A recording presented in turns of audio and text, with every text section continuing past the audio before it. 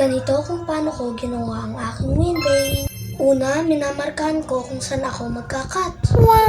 Una, tinapat ko ang aking namarkahan na unang baso sa aking sekundong baso. Kinuhitan ko lang at kinontinue ko na. Tuloy-tuloy hanggang sa mapagtagpo ko ang dalawang linya.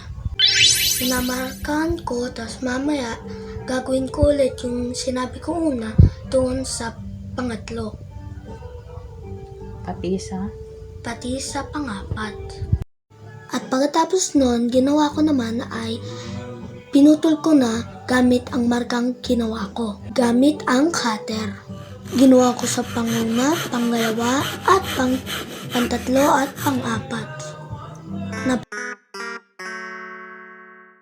Ang sunod ko namang ginawa ay naging marka ako na circle para sa taas kung saan ko ilalagay kamay ng aking mga windbane.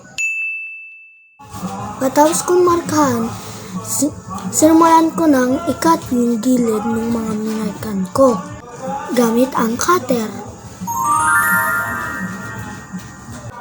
Diretso lang hanggang sa matanggal na ang lahat ng access sa gilid at maginang bilog. Saka ko pinabutasan ang puwetan ng plastic cup para paglagyan ng rod. Saka ko tinusok ang mga barbecue sticks para magsilbing kamay sa aking windbane. Saka ko nilagyan ng tape ang bawat plastic cup na pinutol ko kanina.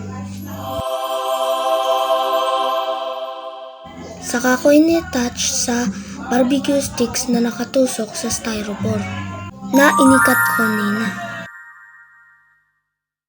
Saka ko in-test kung umiikot. Perfect! Umiikot nga!